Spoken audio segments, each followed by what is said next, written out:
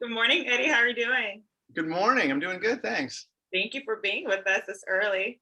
Of course, 9:30 is my limit. Right on. So your play is three things. I kind of want to jump right into it. Can you give us the reasoning for you naming it three things and maybe a little bit about your play? Yeah, the play is called Three Things, just based on a tactic that one of the characters uses to open up the dialogue between a younger student that he has, and it's a way to have someone describe their values and what certain things mean to them in their life, so that they can feel more comfortable having a conversation about them. I've had, excuse me, the same dialogue spoken to me and used in uh, my times with therapists and things like that. And so I figured that that was a good tactic to use, to have a younger student as well use use that. Absolutely.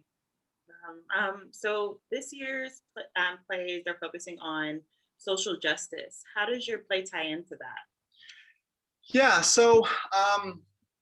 This play starts to tackle the idea of mental health of a younger student and put it through the lens of social justice. And so what I wanted to do was I wanted to put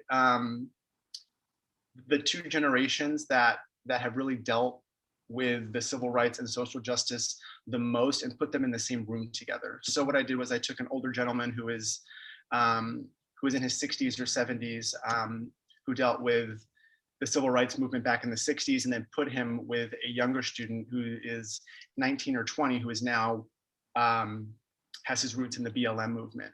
And so I wanted to kind of put those two together and then have a psychology background run through the current of how people can dive into causes and can find an outlet through fighting for something when they have their own turmoil within themselves. And so that's kind of the basis of how this all came together, was putting the mental health aspect and the societal like weight that comes with just living and going through struggles, and then putting that through someone who is also very rooted in trying to find equality.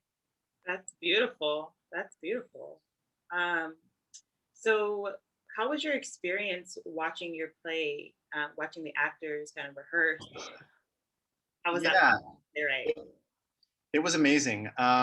It's, you know, the most, I think, the most rewarding part was, I think, the dramaturgy that I got to see done on the characters, and the speaking with the actors and the directors, and finding all of these small little moments or insights to the thought process of these characters that only lived in my head at one point. I mean, these characters came from my imagination, from small bits and pieces of my life, and to see people try and create a three-dimensional piece of them, it was just so enlightening and rewarding. Then to be there during the recording, and get to see the full range of emotion, and see these people who are pouring their hearts and souls into these characters, to try and convey the themes and messages, which can be very dense in this play at times. It was such a treat. I could only imagine that has to be so beautiful watching something that you poured your heart into and spent so much time on kind of bringing Absolutely. to life. So did you face any challenges writing your play? Yeah, I did. I faced a big one because I'm writing about um, a lot of the struggles of African Americans, and that's not what I am. And I didn't really feel uh, like I had the proper knowledge base to be able to write this at first. I had a lot of insecurity about my ability to write this, or even my comfort level of being the voice of this. And so I felt that I needed to do a lot of education. I needed to learn. I needed to really do my best to put myself in the shoes and empathize before I could ever even write a word of this. So I did a lot of reading. I did a lot of research. I did a couple interviews,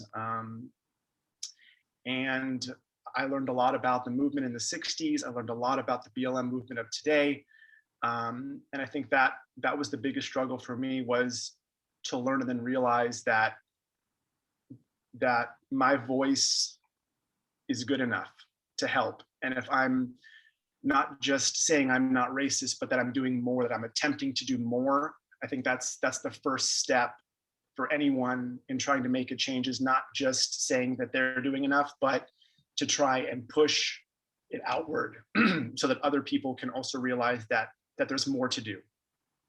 Absolutely. And thank you for your contribution. That means a lot, you know, to not just speak about something, but to couple that with action. That's beautiful. Um, so what is something that people would be surprised to learn about you as a person or as a playwright, either? Um, I'm a pilot. I like to fly in my spare time. I got my license in 2018. It was a way that I got over a fear of heights, actually. I used Wow. to have a fear of heights. And so I decided to knock that out the most difficult way possible.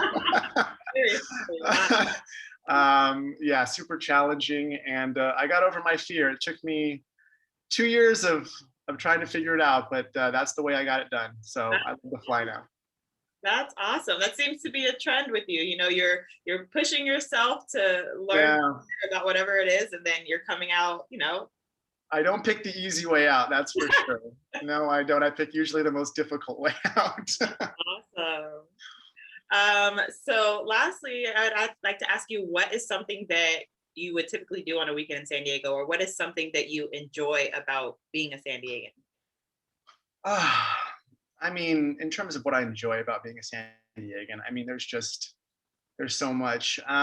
This is my hometown. I grew up here, so my family's here. So I guess part of the reason why I love it so much is because I'm close to everyone who I love and who I grew up with. I mean, they're all here. But the city, since I was a kid, has changed so much in a good way, and it still feels like a beach town, but it's got a lot of the metropolitan accents now that it didn't have before. And so as it grows, I think it challenges its residents to also grow. And there's all kinds of culture here now that didn't exist even 10 years ago.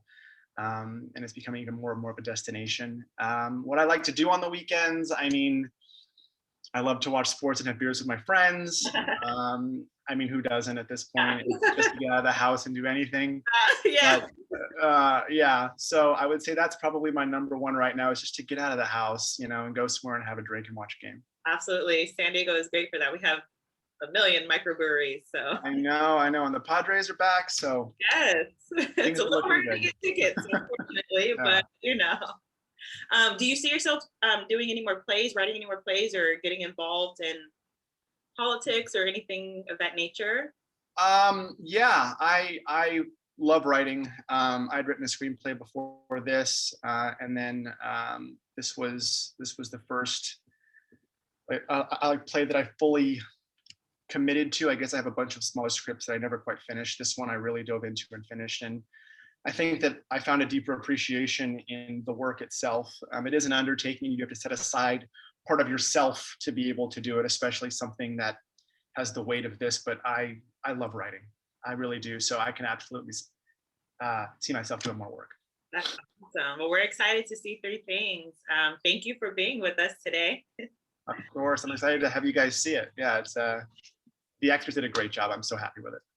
Awesome. Well, thank you so much, Eddy. I hope you have a good day. Of course, you too. Thanks for the time. I appreciate it.